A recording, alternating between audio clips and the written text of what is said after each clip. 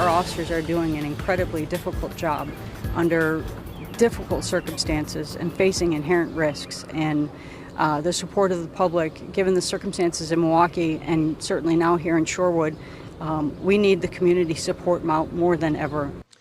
An emotional Shorewood police chief moments after a suspect shot and injured an officer responding to a call Thursday. That officer released from the hospital a short time later.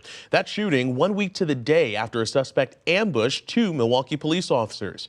Funeral services now set this week for Milwaukee police officer Kendall Corder, shot and killed in the line of duty. 22-year-old Tremaine Jones is now charged with first-degree intentional homicide, and now police, community members, and lawmakers are demanding change. So I could put an officer on every single corner. That will not eliminate the amount of guns in the hands of people that shouldn't have them, right? All over the city. And unfortunately, it won't also help the fact that there is complete, utter disregard for anybody else other than themselves. When you have people with no disregard for the law, they have guns when they shouldn't have them. I mean, is there anything that can be done in this building to change that? Well, I think it's just making sure that the laws that we put out there are adhered to, and if we have a law that's not working, why isn't it working? I mean, what do we need to do to change that law or to tweak that law or to bring attention to that law so that our judicial system addresses that too? Because if you have judges and prosecutors that are dealing it away, and the judges aren't enhancing it and giving those enhancements, for somebody who's doing a crime with a firearm or is a multiple felon and is in possession of a firearm or illegal firearm, I think we have to make sure that the penalty's there, that there's a consequence for it, because otherwise it's just a suggestion. Yeah. So as I say, some of your Democratic colleagues would say this is why we need like a red flag law or expanded background checks. Red flag law in most cases isn't going to help. These guys that have these guns, it's not your everyday average Joe Dokes that goes to work every day and works 50 hours a week and is supporting a family. He's not the one out there on the street that's in possession of this illegal firearm. That's the felon. At least the majority of those aren't that. Yeah. These are individuals that are gangbangers, drug dealers, scofflaws that have no respect for the system. And with that, let's bring in Milwaukee Mayor Cavalier Johnson. Mayor, welcome back to Upfront. Always good to see you. Nice to see you, Jerry. We'll get your reaction to those comments here in just a moment, but it has been an incredibly difficult time for the city of Milwaukee, the Milwaukee Police Department, and Officer Corder's family. I want to start with Officer Corder's family. Have you spoken with them since the shooting? I did have the opportunity just this past week to see some family members, including speaking to his father, who told me that Officer Corder really, really loved being a Milwaukee police officer. That was his dream. That's what he wanted to do. He believed in Milwaukee and really wanted to serve it.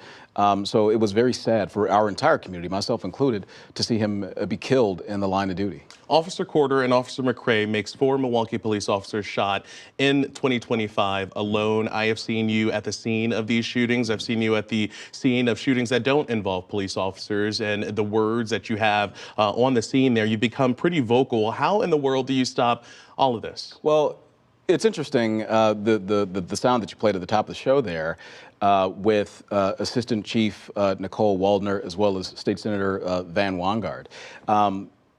The Assistant Chief, she talked about the fact that no matter how many cops, how many police officers you put out there, there's so many other people with their hands on guns, people who should not have their hands on guns, right? The question that I ask is, if you're a carpenter, what good is a carpenter without a hammer, without their tools? We don't have the ability to give those additional tools to the police or to take those tools away. Only the state and the federal government have the ability to do that. So I would like to see the state government and the federal government take this issue more seriously. What is that step, or what is that action that you would like the state legislature to do? What does that look like? We've debated this for a number of years. Everybody knows what those actions are. I think there's a whole cadre of bills in Madison right now that should be working their way through the legislative process in order to make sure that we hold folks accountable. Look, I've always said that it's accountability and it's prevention, and if somebody causes death, harm, or destruction in this community, or really anywhere in this state, then they should be held to account. I fully believe that. But if somebody is a criminal, right, if they got a long track record, why is it that they get their hands on a gun? That's a problem to me. What do you say to some critics here, some Republicans, who say that this is an issue in Democratic-led cities where police aren't being funded or supported? Well, again, every single budget that I've produced has an incredible investment in the police department. 3 classes, 65 recruits, that's the maximum amount that we're able to produce out of the Milwaukee Police Department. So I completely refute that. It's not true. It's a lie. It's false. And I mean, that just is what it is. I think what they're doing is deflecting from the fact that there's things that they can do at the state level and the federal level to affect this, but they don't. They didn't when Sandy Hook happened. They didn't when Uvalde happened. They didn't when Pulse happened. They didn't when Parkland happened. They didn't when Gabby Giffords got shot. They didn't when Steve Scalise got shot. They didn't even do it when Donald Trump was attempted to be assassinated. So, like, there are things that they can do, but they just refuse to act. And kids and cops are the ones that suffer the consequences. And I'm sick and tired of it. You talked about police recruitment numbers. Let's talk about the numbers of officers in the field right now. It is a concern for the union. Where we stand right now, how many officers short is the city?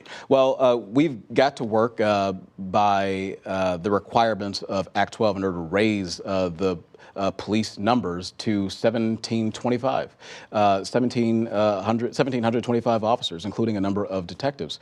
That's exactly what we're seeking to do. How far away from are we from that 1,700 number? It's over 100 officers, probably over 150 officers we got to get there.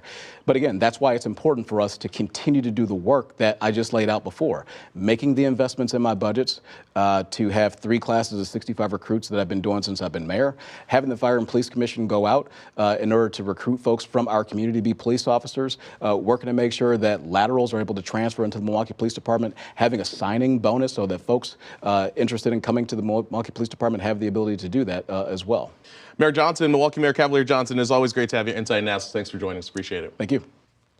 Coming up, the Supreme Court decision on abortion. Justice Jill Karofsky taking the helm as Chief Justice. The state of the court, the major decisions this term. Former Justice Janine Geske is standing by next.